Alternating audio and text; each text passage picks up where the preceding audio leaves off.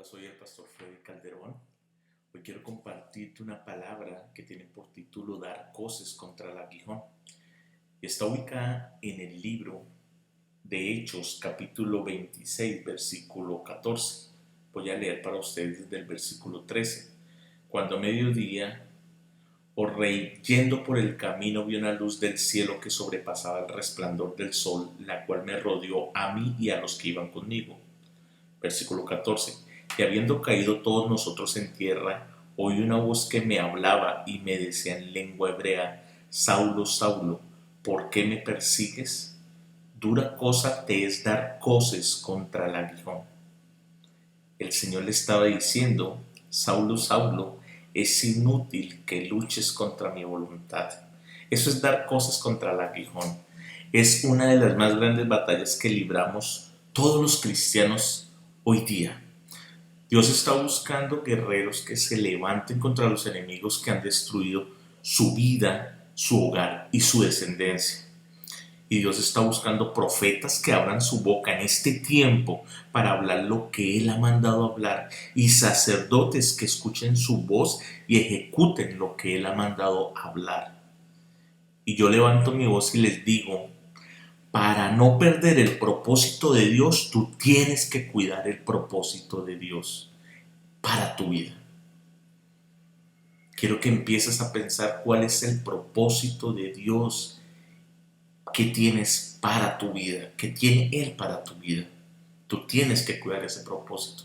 No hagas más difícil el propósito que Dios tiene para tu vida, tu hogar y tu descendencia. Muchas veces nosotros caminamos en rumbo opuesto a lo que Dios nos ha hablado, a lo que Dios quiere que nosotros hagamos, o muchas veces retrasamos ese propósito.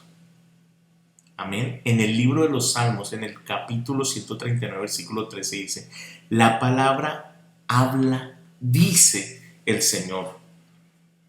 Formó nuestras entrañas y nos hizo en el vientre de nuestra madre. En el verso 16 dice: sus ojos vieron mi embrión. Mire lo que está diciendo. En el versículo 13, el Señor formó nuestras entrañas y nos hizo en el vientre de nuestra madre. En el 16 dice que sus ojos vieron mi embrión. Y viene una palabra revelada en el siguiente versículo, dice: y en su libro estaban escritas todas aquellas cosas que fueron luego formadas, sin faltar una de ellas. Dios ya tenía revelada en el libro, todas estaban escritas, todas esas cosas que Él tenía planeadas para con nosotros. Y ahí dice: sin faltar una de ellas. El Señor, antes de la creación de la tierra, antes de que tú fueras engendrado, el Señor ya tenía claro el propósito que tenía con tu vida y con mi vida, con tu familia, con tu generación, con toda tu descendencia. Esto quiere decir que Dios escribió acerca de ti y de mí antes de que viniéramos a este mundo. El Señor colocó propósito y destino en nuestras vidas. Tú no eres un accidente. No importa lo que hayas tenido que vivir hasta el día de hoy. No importa. Así tu vida de hoy de todo lo que has vivido de hoy hacia atrás, tú dices: no, pero ha sido solo tragedia, ha sido solo dificultad, he estado en las peores circunstancias. El Señor te está diciendo: contigo va a empezar a cumplir el propósito que Él tiene contigo. Él lo va a hacer, Él puso un propósito y destino en tu vida, y tú tienes que determinarte a caminar hacia lo que Él tiene para ti. Hay un propósito grande de Dios para nuestras vidas, un propósito que nos va a llevar de bendición en bendición y de gloria en gloria. Y el Señor lo reitera en el libro de Isaías, en el capítulo 49, 1 y 2. Dice: escúcheme en costas y pueblos lejanos. El Señor me llamó desde el vientre de mi madre. Tuvo en cuenta mi nombre desde antes de que yo naciera. Hizo de mi boca una espada aguda y me cubrió con la sombra de su mano. Hizo de mí una flecha bruñida y me guardó en su aljaba y me dijo: Israel, tú eres mi siervo, Tú serás para mí motivo de orgullo. Amén y amén. Preciosa palabra, preciosa palabra. El Señor está diciendo a través del profeta Isaías, está diciendo que Él, antes de que nosotros naciéramos, cuando estábamos en el vientre de nuestra madre, Él tuvo en cuenta nuestro nombre y Él hizo de nuestra boca una espada aguda y nos cubrió con la sombra de su manto. Estamos en protección de Él y Él hizo de nosotros una flecha bruñida, un arma para cumplir un propósito y nos guardó en su aljaba. Él nos tiene en su aljaba como una flecha que va a cumplir un propósito, una flecha que va a ser un arma determinante en contra de los planes de Satanás para este tiempo. Él nos tiene en su aljaba porque Él tiene un plan que va a cumplir, una misión que va a cumplir y va a ser a través de nosotros. Amén. En el libro de Jeremías, en el capítulo 1, versículo 5, dice algo precioso. Antes de que yo te formara en el vientre, te conocí. Antes de que nacieras, te santifiqué y te presenté a las naciones como mi profeta. Amén. Así es el Señor. Antes de que nos formara, antes de que nosotros naciéramos, Él ya nos estaba santificando. Él tenía el plan redentor con Jesucristo y Él ya nos estaba presentando a las naciones como profeta para que fuéramos los altavoces de Dios aquí en la tierra. Fuéramos los embajadores, los representantes del reino de Dios aquí en la tierra. Tú y yo ya existíamos en el vientre de Dios y hoy vamos a ser paridos por Dios. Pero tienes que tomar decisiones, disponer tu mente y tu corazón. No vas a seguir viendo lo que el enemigo te quiere hacer ver. Repito, no importa cuáles sean tus circunstancias hoy. Hoy es un día de tomar decisiones. No vas a seguir oyendo lo que el enemigo te hace oír todos los días. No vas a seguir hablando lo que el enemigo te está haciendo hablar. Muchas veces nosotros decimos, hablamos de parte de Dios o hablamos de parte del enemigo. ¿Somos los altavoces de Dios o somos los parlantes de Satanás? No vas a seguir haciendo lo que el enemigo te está haciendo hacer, que va en contra de los propósitos de Dios, como está escrito en el libro de Jeremías 29:11. Dice, porque yo sé los pensamientos que tengo acerca de vosotros, dice Jehová, pensamientos de paz y no de mal, para darnos el fin que esperáis. Amén. No vamos a seguir haciendo lo que el enemigo nos está haciendo hacer, que hace que vayamos en contra de los propósitos de Dios. Dios tiene planes de bien y no de mal. Otra versión dice pensamientos de bendición y no de maldición, para darnos un futuro y una esperanza. Dios tiene planes buenos con nosotros. Nosotros estamos en los planes de Dios. La bendición de Dios que tiene para nosotros no añade tristeza consigo.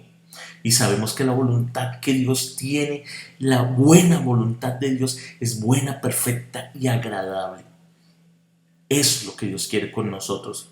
No permitamos que la rebeldía, y dejémosla a un lado y dejemos de dar cosas contra el aguijón, coloquémonos en el río de Dios. No permitamos que el enemigo mine nuestro corazón de odio, rencor, amargura y raíz de amargura que no nos deja avanzar. Mira tú, si tú no determinas a perdonar todos los que te han hecho daño, tú puedes durar ahí todo el tiempo que tú quieras y no vas a avanzar, y al contrario, van a venir enfermedades para tu vida y vas a ver cómo se va a perder el propósito que Dios tenía con tu vida.